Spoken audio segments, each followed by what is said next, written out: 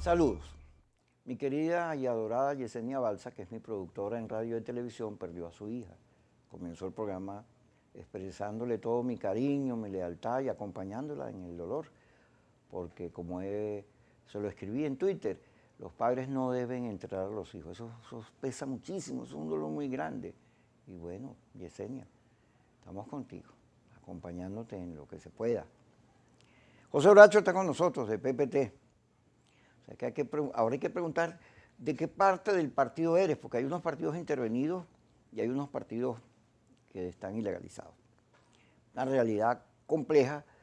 Y vamos a comenzar por ahí, Joséito, para que me ayudes a comprender un poco el mundo del chavismo, que yo lo veo desde afuera. Y aún cuando vengo de la izquierda, del MAS, hay cosas que son nuevas, que hay que verlas cómo se han desarrollado. Me refiero, vamos a comenzar con el tema del PPT, fíjate. Yo recuerdo cuando Henry Falcón se separó del chavismo, con PPT fue a las elecciones de diputados en Lara. Y hubo un debate entre Alfredo Ramos, saludos a Alfredito, y Rafael Uzcategui. Y en medio del debate, Rafael Uzcategui le dice a Alfredo que él era más comunista que Chávez. Y se tiró un discurso por ahí.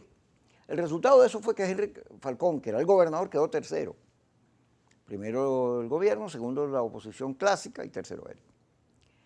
Y cuando estoy leyendo todo el conflicto que hay, veo que él dice, no solo él, Oscar Figueras, el secretario general del Partido Comunista, y muchos de estos sectores que forman hoy parte de una especie de división o fragmentación del chavismo, señalan que el gobierno está traicionando la revolución porque el gobierno está pactando con el enemigo. Es más, Figueras dice que es socialdemócrata, que Maduro es socialdemócrata. Y yo, ¿Maduro es socialdemócrata? ¡Ah, caramba! Esto es un descubrimiento para mí. Entonces tú te das cuenta que el chavismo tiene su propia conflictividad y sus propios códigos. Porque en la oposición tú le dices a alguien que Maduro es socialdemócrata, no, te dicen, no, es comunista, inmediatamente. Tú sabes que ahora hay una cosa muy loca. La aparición de este señor Trump, que Dios nos permita pierda, por loco, ha generado el resurgimiento de la Guerra Fría. Entonces, como están los chinos convirtiéndose en una potencia que puede pasar a los americanos en los mercados mundiales, Trump ha levantado las banderas del anticomunismo. Y las redes, Google, Twitter, todo eso, por mecanismos de funcionamiento han ido simplificando la realidad y al simplificarla polarizan, porque hay bueno y malo, blanco y negro, yin, yang.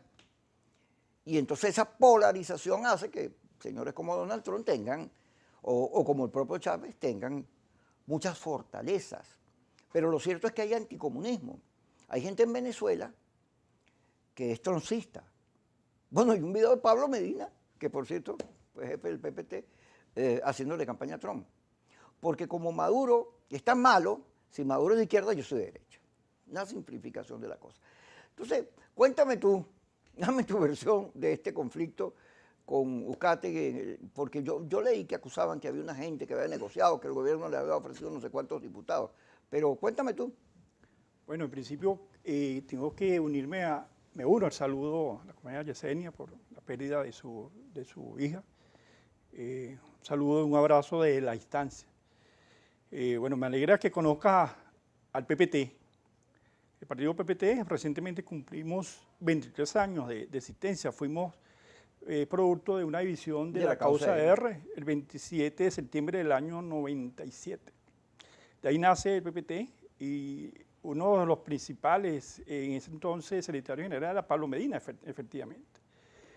Y por el PPT han pasado muchos personajes, entre ellos Arnoldo, entre ellos que no mencionaste en el recorrido histórico del PPT, y Aristóbulo inclusive, entre ellos Henry Falcón. Henry Falcón se acerca en un momento de una situación que fue en las elecciones de 2010, que teníamos nosotros algo así como 14 diputados, y nosotros nos fuimos fuera de la alianza. Y perdimos, sacamos de 14, quedamos con 2 diputados. Y recuerdo en una asamblea en la casa del partido, en la Casa Nacional de Partidos, que queda en la avenida Montevideo, aquí en Los Caobos, entre Los Caobos y Mari Pérez. Henry Falcón nos dijo que como no habíamos podido romper con la polarización, teníamos que irnos a la derecha. Y bueno, nos paramos. ¿Así? Sí, así, a rajatabla, o sea, a rompe, como decimos allá en San Juan. Y muchos nos levantamos y dijimos que no, que en mi caso, que vengo de militar desde los 12 años, en el MAS, te decía, y inclusive en la causa R, nos opusimos a esa tesis. Bueno, y eso generó una división, una de las tantas desiertos que hemos pasado en el partido, en el 2010, donde se agudizó, porque pretendía, las intenciones de Henry Falcón eran muy claras, Kiko, eran la de buscar un partido. Él inclusive hacía alarde de que llegó con maletas de plata, y nosotros le decíamos que en el PPT, la formación filosófica de Manegro, decía que nosotros, la génesis nuestra, perdón, es de los movimientos, y el crecimiento se da desde abajo, desde la parroquia, desde el seno de lo que llamaron los adecos en sus buenos tiempos las bases. Esa es la génesis del PPT. Y Henry Falcón pretendía montar un aparato político en base a billetes. Obviamente hay un quiebre con Henry Falcón, que dicho sea de paso, y yo te lo digo como una primicia, el que lo llevó al partido fue Uzcategui. Ajá. Fue Uzcategui, porque venía de Lara. Bueno, transitamos allí, hubo una división en el 2010, se genera ese conflicto allí. En el 2011 sale Albornoz, y se lleva, por supuesto, en esa estampida se llevó a Henry Falcón y su combo, y queda compañero, porque podemos decirlo, con el respeto que todavía le podemos tener al compañero Rafael Uzcategui, queda Rafael Uzcategui conjuntamente con Elena Medina como las autoridades del partido. Bueno, Elena es la hermana de Pablo. La hermana de Pablo Medina. Elena Medina, que hoy en día preside la Junta ad hoc, según sentencia del TCJ. Bueno, en ese devenir, bueno, nos encontramos hoy con una situación muy parecida a la de 2010, con unas características muy similares, donde se da esa fractura y bueno, ante la insistencia, porque en el seno del partido, Kiko, los estatutos dicen que la autoridad, la máxima instancia es la Asamblea Nacional. Pero hay el elemento de discusión que se genera a través del secretariado. Compañero Rafael Uzcategui, que nunca quiso o darle regularidad a las reuniones de secretariado, y fueron años y 8 meses pidiendo, solicitando las reuniones sistemáticas, como lo dicen los estatutos, y eso fue cuesta arriba. Bueno, eso derivó en ciertas discusiones, ciertos contratiempos, hasta que tuvimos que acudir en forma muy dolorosa, te lo digo, Kiko, al TCJ como última instancia. En ese sentido, también, no solamente eso, sino que se generaron otros atropellos, porque inclusive el compañero saliente, antiguo secretario general del partido, que ya mencioné, incumplió inclusive con los estatutos y se tomó atribuciones que no le correspondían. Eso también aceleró los procesos, porque en mi caso, que soy secretario general del partido, que era en la antigua administración, en la antigua dirección, yo fungía como secretario general del partido en Caracas. Y grupos aupados, inclusive por un sector de la derecha, Quédate un momentico empezaron... ahí. José, quédate ahí. José Bracho con nosotros. Vamos al corte y ya regresamos. José Bracho con nosotros. Te estoy escuchando con atención para después comenzar a hablar sobre el país, lo que está ocurriendo, pero continúa, que sí, está interesante. Te hacía un recorrido por todo lo que es la historia del partido en estos 23 años, porque el partido ha sido víctima inclusive de esas influencias negativas. En algunos sectores lo llaman líderes negativos, yo lo llamo en las influencias negativas que se presentaron en el partido. Afortunadamente, de 24 estados, incluyendo el Distrito Capital, 18, 19 entidades están a favor nuestra. Obviamente la corriente adversa, o por decirlo contrario, era minoritaria. Pero te colocaba como ejemplo el caso de Caracas, porque yo fungía como secretario general del partido y ahí se dieron actitudes o acciones de paralelismo en el seno nuestro, y obviamente eso contradecía los estatutos. El estatuto dice que para sustituir una autoridad tienes que llevarlo a un pleno, tienes que llevarlo al consenso, tienes que llevarlo a la discusión. Las decisiones del partido se toman por consenso, no se toman por votación, salvo en la Asamblea Nacional. En el caso nuestro, las discusiones se generan y las tomas de decisiones se generan por consenso, se toman por consenso. Entonces, todo ese escenario que estoy relatando a los televidentes, porque es importante que la sociedad conozca a los partidos son parte de la sociedad y los partidos no son ajenos, los partidos, los integrantes, los partidos, los actores, los sujetos políticos que hacemos vida en los partidos somos gente como tú, como yo, que hacemos vida y que sentimos y padecemos todo lo que le pasa a cualquier mortal en este país. Entonces, la historia del PPT en la actualidad está bajo una sentencia, está dirigida bajo una junta ad hoc que preside la compañera Elena Medina, la compañera Licey Sabino y la compañera Beatriz Arraez, que son... Mujeres. Mujeres, claro, mujeres al poder. O sea, nosotros ahí somos, asumimos y nos hacemos y creemos que somos disciplinados porque ellos presiden la Junta hoy y nosotros nos hacemos llamar el grupo de acompañamiento. O sea, que acompañamos a las mujeres y son las que toman conjuntamente las decisiones, pero son los representantes ante el TCJ. Ya hemos venido, tenemos un año para hacer todo ese proceso de refundación. El Partido Patria para Todos está en un proceso de refundación, también te lo especifico y así lo sabe todo el país. Estamos refundando el partido. Estamos en este proceso que nos coincide con la pandemia, que nos coincide con este proceso preelectoral que hay, en ese proceso de refundación y que lo hace por demás interesante. Ah, pero fíjate, si es una división, que además tú la explicas como expresión de fuerzas internas, mayorías y minorías. Si Uzcategui es contrario a Maduro porque lo acusa de reformista, ¿ustedes cómo ven al gobierno? Nosotros, bueno, en el 2018, fíjate lo curioso, y tú que eres muy versado en la política, como sujeto político que somos y eres, en el 2018 nosotros firmamos un acuerdo con el presidente Nicolás Maduro, que se llamaba el Encuentro precisamente por un país ético, soberano, productivo, seguro. Y fue firmante, lo firmó el presidente Nicolás Maduro y el compañero Rafael Uzcategui en el Teatro Nacional. Ese documento te lo puedo hacer llegar, no lo traje, lo tengo en el carro, pero te lo prometo, un documento por demás interesante. Y nosotros vemos al presidente Nicolás Maduro como socialdemócrata, como un demócrata, por decirlo así.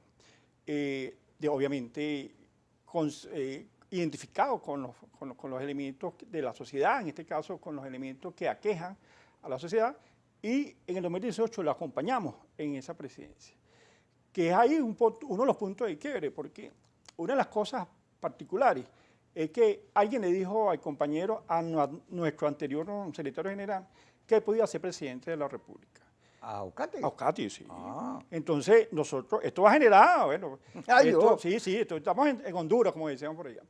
Alguien le dijo, tú tienes pinta y cara de presidente. Entonces, no es porque uno no se lo merezca, todos podemos ser presidentes, todos, la Pero condición... no todos llegan. No todos llegan, esa es la cuestión. Todos Entonces, aspiran, pero no todos todos aspiramos, yo tengo mis aspiraciones. Dicen por allí que está en un partido político y uno aspira, bueno, no necesariamente van a llegar. Entonces, bueno, eso generó todo un proceso. Nosotros hoy en día reconocemos al presidente Nicolás Maduro como es el presidente, lo elegimos en el 2018, y hay un proceso democrático que tiene que darse para cualquier salida, cualquier cambio en esa vocería. Pero lo reconocemos como tal y lo vemos como un demócrata activo con sus fallas, con sus críticas que le hemos tenido. Le teníamos críticas a Chávez. Chávez en el Palacio de Miraflores una vez nos corrió, nos dijo que... ¿Cómo no? ¿Te acuerdas en Uruguay? La lumpia. Y nosotros le dijimos, usted no puede sacar de Miraflores, pero de la izquierda nunca nos va a sacar. Y así fue. Y en el hecho, el compañero Chávez, el comandante Chávez, en el hecho, en los procesos lamentables, reconoció que había sido un error crear el partido único. No es PSUV, sino el partido único. Y lo reconoció. Cuando nosotros le dijimos en el 2005, presidente, no es el momento de crear un partido único, creemos un frente amplio, un frente de coalición de fuerzas, así como lo crea dentro de la izquierda, también dentro del sector de la derecha también se ha creado. Es una fórmula muy común. Muy común. Y en varios países lo registra. En Uruguay, el frente. Es muy activa y que genera la pluralidad y la participación. Aquí mismo en Nicaragua, en diferentes sandinistas, nace de allí, pues. Entonces, eso es parte de la dinámica política y que te dice que nosotros reconocemos desde 2018 y desde 2013 cuando se lanza el presidente, que por el destino tuvo que asumir la presidencia, y fue la primera presidencia que ganó Nicolás Maduro, que dicho sea de paso, Kiko, y esto es importante que la gente lo sepa, los que le gustan los números como nosotros, en ese momento se gana con los votos del Gran Polo Patriótico. Y en el 2000, o sea, la votación del Gran Polo Patriótico sí ha sido fundamental. Sí, ha contribuido. Ha contribuido. O sea, gobierno, digo esto porque es la unidad, no solamente en el discurso, es la unidad en los panfletarios, en el discurso, en lo escrito, no, es en lo numérico inclusive. Porque si tú le descuentas los votos de la sumatoria de los partidos, incluyendo el PPT, que en las últimas elecciones nosotros aportamos 297.000 votos, que no son, parecerán pocos, pero son sudados, son votos propios, y bueno, y aspiramos más, por supuesto. Entonces, te dice a ti que la unidad, esa unidad expresada en el Gran Polo Patriótico es un hecho necesario, así como en su momento la MUT creó su expresión de Tú sabes que unidad. yo conocí mucho a Maneiro. Me alegro que le hayas conocido. Lo conocí bastante. Además, está en los libros y en la literatura histórica de la izquierda venezolana, cuando él en la fundación del MAS se para y se va. Tiene diferencias con Pekov. Él decía que la nueva fuerza no tenía que traerse a los viejos comunistas, a Pompeyo, a los demás, que había que inventar una cosa nueva, diferente, porque ya había una reflexión no solo de la derrota insurreccional, sino del comunismo existente, que era una cosa horrorosa. Entonces, los comunistas venezolanos no querían seguir siendo comunistas, querían ser demócratas. Vamos a discutir eso cuando regresemos, vamos al corte y José Bracho está aquí con nosotros. Fíjate, Maneiro es parte de una discusión del Partido Comunista sobre la derrota insurreccional en el momento en que la democracia tenía mejores numeritos.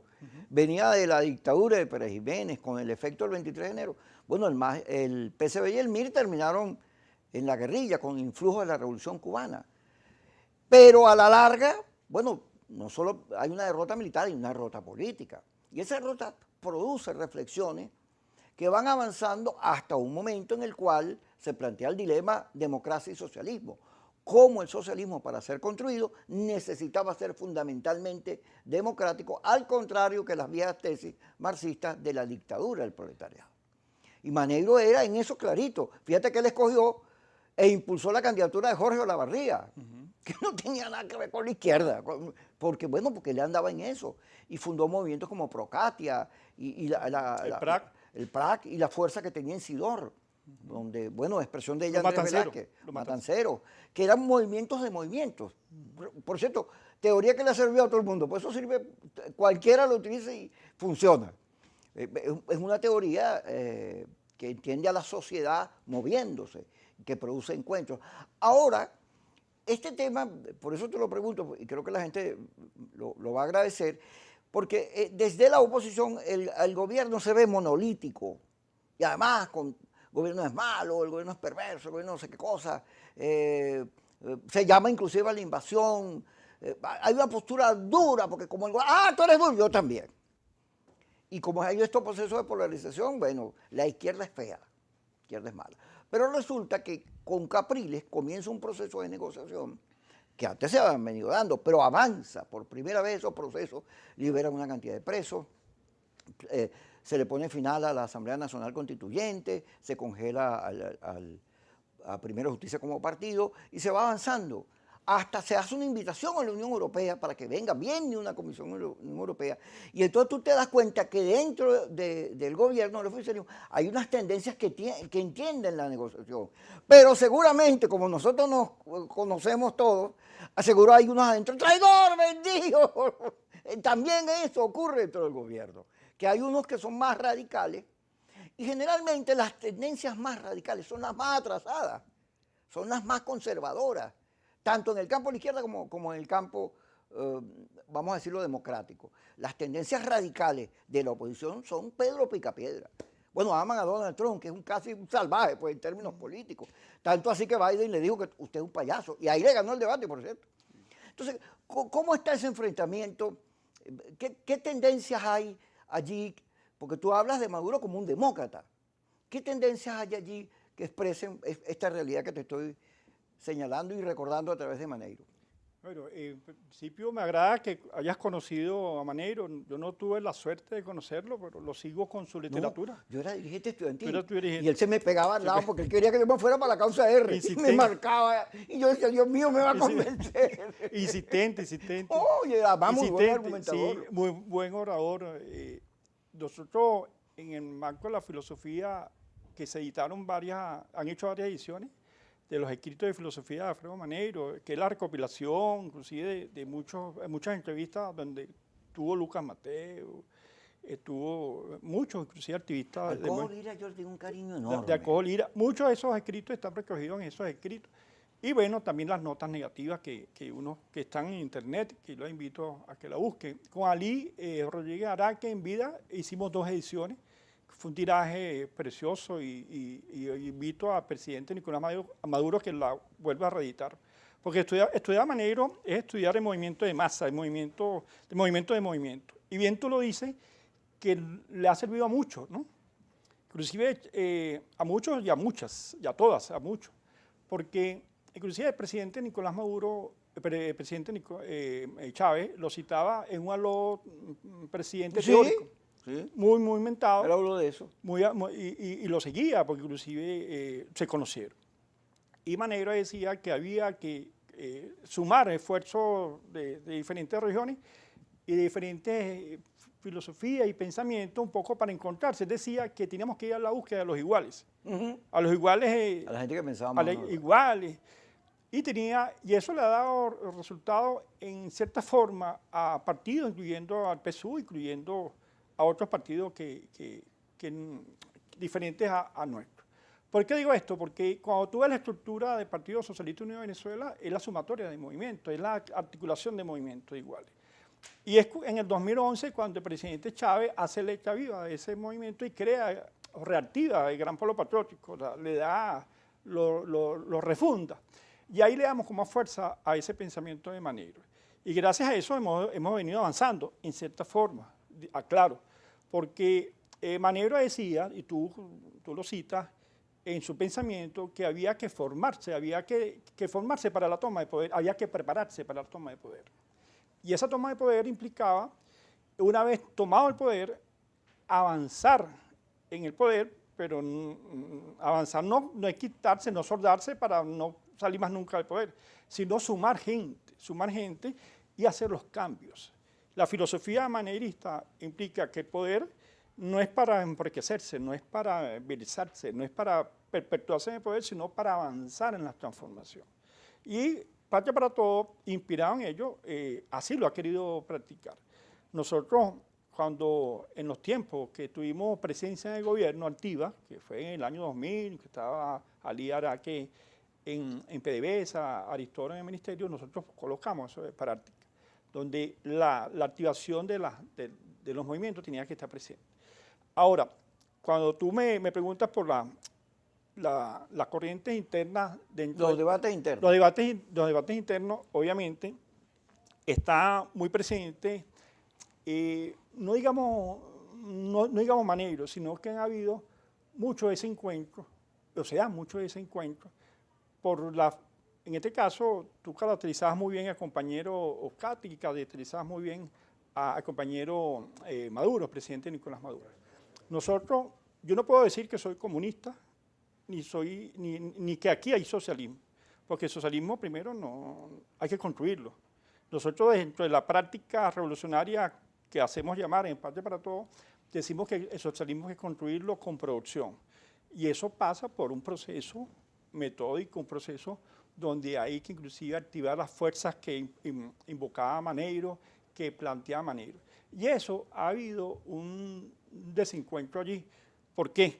Porque si bien es cierto que el PSUV tiene otros partidos, inclusive Primero Justicia, tú vas a Primero Justicia y tú ves la génesis, bueno, es movimiento, pero cuando tú ves no están amalgamados. Y en el caso de PSUV es una orientación vertical y en el caso de PPT es una orientación donde inclusive te decía que las tomas de decisiones son por consenso. Entonces, en el caso nuestro, debido a las perturbaciones que hemos tenido por la diatriba, por estas divisiones que hemos tenido, obviamente eso ha hecho mella en esa formación del partido. ¿Qué queremos? ¿Qué es lo que nosotros estamos planteando hoy en día? En el marco de la refundación del partido, hacer letra viva ese pensamiento de Maneiro y en función de ello avanzar en la toma de poder. Nosotros, en el marco de este proceso que se avecina, que no estamos todavía en esa campaña, nosotros nos estamos preparando para la toma del poder. PPT. Quédate ahí en la toma del poder, porque tenemos que ir al corte. Ya regresamos con el camarada José Bracho aquí. Camarada no, porque tú no eres comunista, aquí en Globovisión.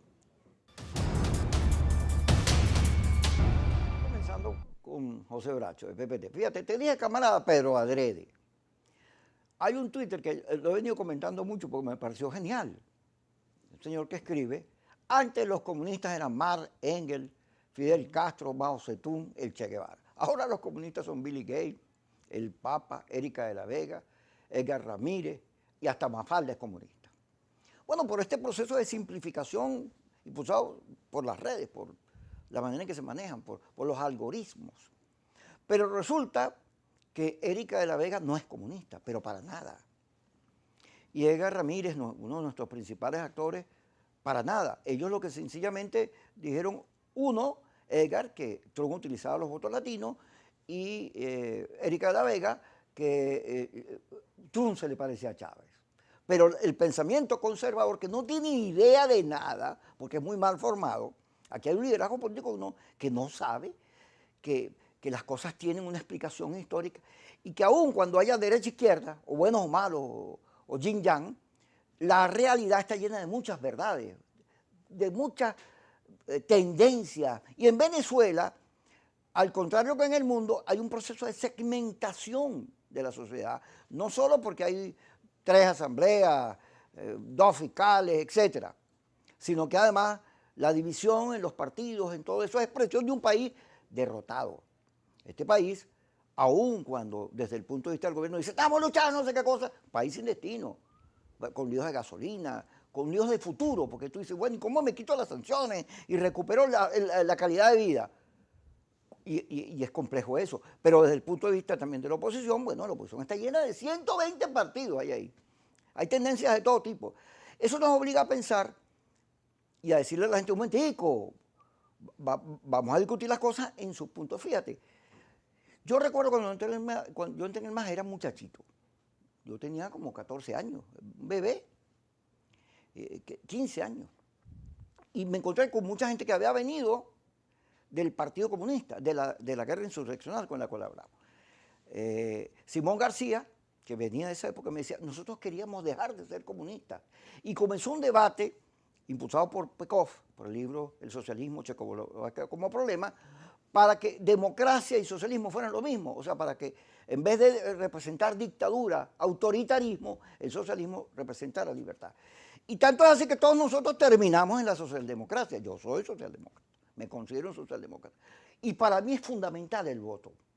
Yo tengo una divergencia enorme con el G4, con quienes están allí, porque ellos ven el voto como un adminículo, como un problema de táctica. No, resulta que el voto, cuando tú lo has peleado, cuando para ti ha sido una reflexión sobre el tema democrático, ¿qué es un demócrata? El que vota.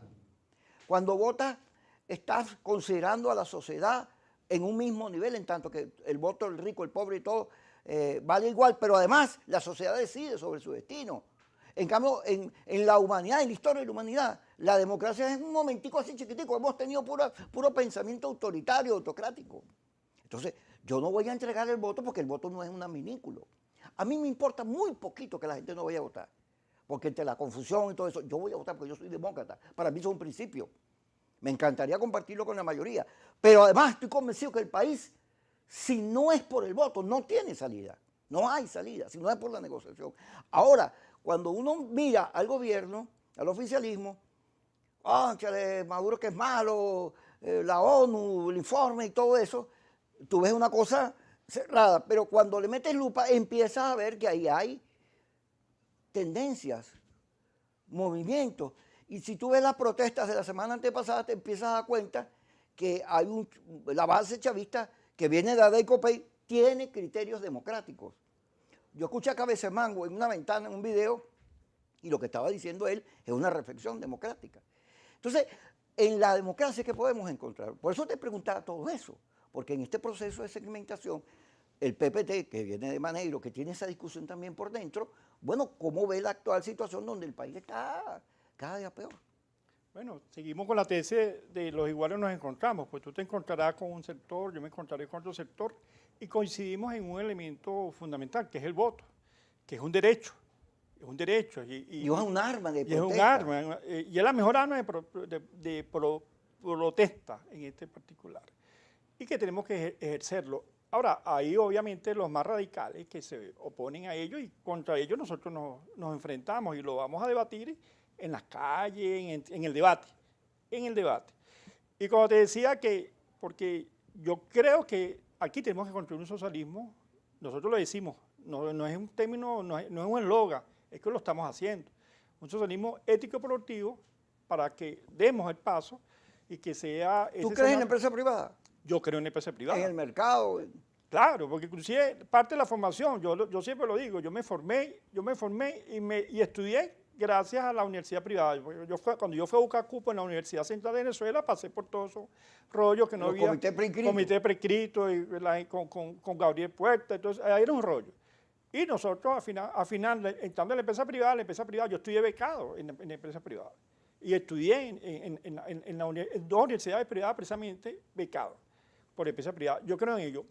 Y te digo esto porque no es un ataque hacia los hermanos comunistas del Partido Comunista. Ellos tienen su filosofía y se les respeta. Yo creo en una participación plural donde hay libertad de pensamiento. Creo en esa construcción del socialismo que promulgó nuestro presidente Chávez en su momento, que Maduro le está dando continuidad.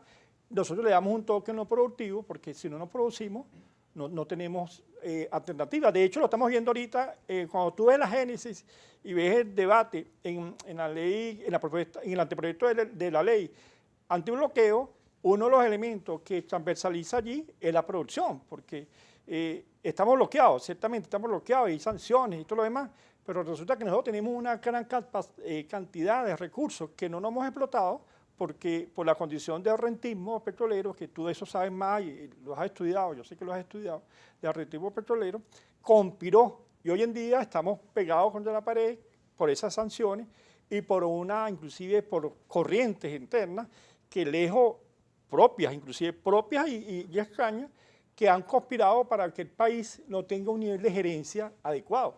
Porque yo venía, inclusive, antes de venir al programa, yo te iba a preguntar, Kiko, ¿tienes agua? Porque yo siempre yo no sigo, tenía agua. Por eso te sigo. Me llegó. Como soy tu seguidor y te veo el programa. Y yo decía, oye, le voy a preguntar a Kiko si le llegó el agua. Porque yo que creo es que la vida pasa por tener una calidad óptima, calidad de vida óptima. Los servicios públicos son fundamentales. Y en la ley antibloqueo, otro de los elementos que se toca es esa, precisamente garantizar la fluidez en los servicios públicos. Entonces, pero yo sé, y todo el mundo sabe, los que nos están escuchando y viendo, sabemos que hay personas que se han puesto al frente de los servicios públicos en este gobierno y en los anteriores que han sido fatales, que no tienen gerencia. Y yo como vengo de la empresa privada, yo siempre, en la otra en Antigua nos decía en un conversatorio, que decía que cuando yo entré en la empresa privada, lo primero que me dieron fue el código de ética, la misión y visión de la empresa. El código de ética. Así es. Código de ética. Entonces, yo sé que aquí en el canal quizá también lo hace. Y eso tiene que ser un elemento básico, fundamental para la formación del ser humano. Uno tiene un código de ética de la familia. En la familia uno implantar un código de ética. Y hay un código de ética con el corte. Si no cortamos, nos cortan. Ya rezamos con José Bracho. Seguimos con José Bracho del PPT. Mira, creo que te van a caer encima, porque acabas de decir que tú crees en la empresa privada, en la gerencia productiva, y esos son unos códigos que allí, donde hay gente que propone invasiones, confiscaciones, procesos comunales, debe ser complejo, ¿no? No, es que perfectamente podemos coincidir. El problema es que tiene que haber unas máximas, porque hay empresas inclusive que fueron recuperadas por el gobierno, el presidente del gobierno, y no son productivas. Mala gerencia. Mala gerencia. El gobierno tiene todo el dinero que entró en el país, ¿dónde fue a dar? Cuando tú lees el anteproyecto de ley, el presidente lo está reconociendo allí, y eso es importante, que la gente lo sepa. Hay un reconocimiento y hay una revisión de todo ese proceso. Por eso nosotros acompañamos el anteproyecto de ley lo estamos discutiendo, ya nosotros hemos hecho como partido, hemos hecho 2 videoconferencias porque creemos necesario que hay que dar un debate. Porque, por ejemplo, en la ley de los servicios públicos, que es nuestra propuesta, desde el año 2018 nosotros presentamos, Kiko, a la Asamblea Nacional Constituyente un anteproyecto de ley para los servicios públicos, para normarlo. Porque aquí no hay una ley de los servicios públicos, no la hay. Aquí hay la ley del agua, la ley de electricidad, pero allá en Bellomonte o en Caricuá o en Antímano, la gente rompe la calle y nadie le da cuenta a nadie, nadie mete en una tubería, no hay ese seguimiento, no hay esa supervisión. Eso hay que supervisarlo en cuanto a los servicios, en cuanto a las tarifas del aseo urbano, en cuanto a las tarifas de la electricidad. Eso se dispara y no hay una unicidad. Eso hay que normarlo. Y nosotros, como partido, desde el año 2018 presentamos una propuesta en la Asamblea Nacional Constituyente y no la hay. Por eso nosotros acompañamos, que no me lo has preguntado, nosotros acompañamos ese anteproyecto de ley y lo estamos debatiendo y vamos a hacer aportes, No sé si tú tienes algún aporte, me imagino que sí, porque como ciudadanos y venezolanos que somos, debemos hacer aporte, porque es una ley que en el marco de la coyuntura nos va a permitir bypassear algunos elementos que son conspirativos, que conspiran, porque cuando tú hablas de la gasolina, cuando yo voy a surtir gasolina a cualquiera de las estaciones de servicio, cuando me toca, yo veo las colas y la gente protesta y todo lo demás. Entonces yo le digo, bueno, pero lo que pedimos, las sanciones no fuimos nosotros, PPT, ni el PSUV, ni el Gran Polo. Eso lo pidió Vecchio, lo pidió Borges, ellos fueron los que pidieron esas sanciones. Y por esas sanciones están ustedes haciendo cola. Cuando a la gente le falta el gas allá en Mamera, le falta el gas en algunas de las parroquias, en Caricuao, yo les digo, cuando le falta el gas y que no consigan el gas, no se acuerden de Maduro, acuérdense de Borges y todos esos señores que fueron... pero fíjate que aquí había una industria petrolera que en el año 98 producía 3.000 barriles de gasolina y ahorita ni siquiera el mínimo. ¿Quién se encargó de destruir esa industria o hacerla poco operativa? ¿De quién es esa responsabilidad? Había un ejercicio que yo lo hacía en estos días en la parroquia La Vega, arriba en los Cangilones, y decía, mira, las mayores inversiones se hicieron en el 2015. En el caso del gas comunal, en el caso del gas licuado de petróleo, que es GLP. De eso conozco porque es la parte de los servicios. Entonces, en el 2015, ¿pero qué pasó en el 2015, Kiko? Perdimos las elecciones parlamentarias. ¿Y qué oportunidad tenía allí, en este caso la oposición? Esa oposición que se dedicó fue a otra cosa, sacar los cuadros de Bolívar y de Chávez. No legislaron. Y es ahí donde ellos tienen ese peso que la gente se lo va a cobrar, porque ellos tuvieron una oportunidad de oro de legislar y no lo hicieron. Jorge Rodríguez lo caracteriza muy bien. La nada. Tuvieron 5 años, y que se le vence, por cierto. Ahorita se le vence ese periodo y no tuvieron esa oportunidad. Ellos tuvieron su momento. Pero la Asamblea, a los 3 días, fue declarada en desacato. ¿Qué podía legislar? Claro, ahí en el marco de esas decisiones se dieron, inclusive ellos tuvieron otras opciones, pero no legislaron. Ellos podían legislar. Tanto así que después, hace un año que se incorporó, hace un año y medio que se incorporó el Gran Polo Patriótico, empezaron a legislar. Ahora, habían unas cosas allí que la historia en su momento se la cobrará a la oposición, le cobrará los fracasos, las habilidades que hemos tenido, que ha tenido los gerentes, esos gerentes que yo los cuestiono porque han sido torpes y algunos han sido infames porque no han tenido calidad revolucionaria, que decía Maneiro. Maneiro decía que había que gobernar con eficacia política y calidad revolucionaria, una máxima de Alfredo Maneiro.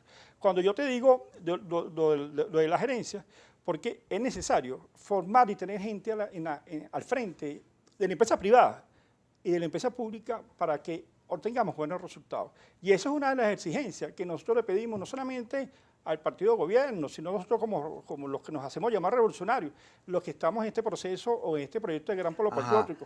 Pero fíjate, José, en la gerencia, lo que produce el éxito es que tú evalúas todo, corriges y te metes por donde consigues venta, éxito. Pero una de las claves es, oye, tener tranquilidad, que no haya conflictos internos en la empresa o déficit o que falte la plata. Pero en Venezuela vivimos en una permanente conflictividad. Aquí por todos nos peleamos. Okay. Y entonces el país, en vez de ir para arriba, va para abajo. Porque hay gente que dice, al enemigo ni agua, de ambos lados. Entonces, fíjate la gerencia. El 6º Congreso del Partido Comunista Cubano llegó a la conclusión, después de no sé cuántos años de revolución, ese fue el Congreso donde Raúl sustituyó democráticamente a Fidel, que uno de los errores más grandes de la revolución era la gerencia, porque en vez de poner en servicio a gente, ingenieros, médicos, etcétera, ponía cuadros políticos, porque se le rinde culto al cuadro político, al revolucionario. Mentira, para tapar un hueco no necesita ser revolucionario, un hueco lo tapa con cemento y agua. No, ahí hay un elemento que es fundamental, yo lo aprendí de una de mis jefas, con mucho orgullo lo digo, que ella, Jacqueline Faría, que yo estuve con ella en Educapitán. Tú necesitas técnicos políticos, que tengan la formación técnica y que tengan la formación política, y no política partidística, sino que tengan la sensibilidad, el acercamiento. Cuando nosotros, ciertamente, cuando tú necesitas tapar un hueco, tú necesitas agua y cemento, pero si no le aplicas la dosificación correcta de concreto, a los días se te va. Tú eres ingeniero. Sí, se te va el concreto. Yo trabajé mucho ahí en Baruta. Bueno, yo trabajé, conozco Baruta porque nos nivelé. Pues está bien, fíjate, inclusive para hacer cemento hay que saber. Claro, porque esta es la dosificación. Entonces necesitas una preparación. Por eso que te decíamos que tiene que ser técnico-político. Ahora, la gerencia, la calidad. Y cuando hay un pecado, fíjate, hay una palabra que es clave aquí, que siempre lo digo en todos los programas, es que es un pecado. Habla de mantenimiento preventivo y correctivo. Eso que tú decías de las empresas de gas y en la industria petrolera, uno de los problemas que tenemos es que no se le hace el mantenimiento preventivo. No se le hizo y no se le está haciendo. Entonces ahorita se hace más dificultoso porque es complejo traer los repuestos que son importados. Yo te dejo una guía de 152 sanciones. Entre ellas está donde tenemos el oro represado, que afortunadamente hay una revisión allí de esa acción, y hay una revisión de todo el detalle de esas 152 sanciones. Entre una de ellas está la que precisamente nos permite comprar repuestos, piezas que son vitales para la industria petrolera. Y por eso muchos satanizan de que estamos comprándoles piezas a Irán y todo lo demás, pero es que tenemos que buscarlas, porque se están produciendo más de 20.000 barriles en día, precisamente para paliar y se cubre el resto con la importación de gasolina de Irán, porque las plantas han sufrido un deterioro. Y ese mantenimiento, amén, de que muchos de los gerentes que están allí en el centro de trabajo, también está el proceso, el proyecto que conspira, que son las sanciones. Entonces, es complejo, pero de esto vamos a salir, y verdad que los que estamos en la calle decimos que somos optimistas, pero hay que poner los pies de plomo, la bota de plomo, porque uno tiene que aterrizar. Y esos cambios los vamos a hacer es con la gente, que era un eslogan de la causa R. ¿Te acuerdas? Que en la causa R se decía, el gobierno es de la gente, porque nosotros queremos en la gente. Bueno, Diego Arria tenía una consigna que era primero la gente. Primero la gente, pero está unos autobuses que en estos días, por cierto, yo esta mañana escuchando a Chugo, que le mandé Chugo Torrea, ¿no? Y tú eres negro, porque Chugo hace el programa a las 5 de la mañana. Sí, no, es que yo nado temprano. Entonces, recuerda que cuando uno va, dice por ahí que uno se la da temprano, se acuesta tarde y se la da temprano. Y Ledesma decía, bueno, cuestionando la ley antibloqueo y defendiendo a Diego Arria. Entonces yo le pasé un mensaje a Chugo, recordaron lo del Ícaro, el autor aquel Ícaro que se engañó, porque fueron gestiones nefastas. De Diego Arria, sí. Nefastas. Así como tú criticas, yo lo critico también. Y creo que yo le puse un tuit anoche, yo sé que me va a bloquear, porque, o la CIA me va a perseguir. Le puse, es mejor actor que presidente. Donald Trump, hoy en día podemos decir que es mejor actor que presidente, porque simuló, y con respeto a las personas que han sido afectadas, simuló tener el coronavirus y salió saludando por ahí como todo un payaso que...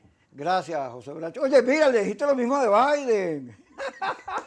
Coincidimos. Gracias, José, por estar con nosotros. Espero que estos debates le sirvan a la gente para ampliar, salirse de los esquemas y reconocer que la realidad es más compleja, más diversa. Gracias. Y quienes entienden la diversidad son los demócratas.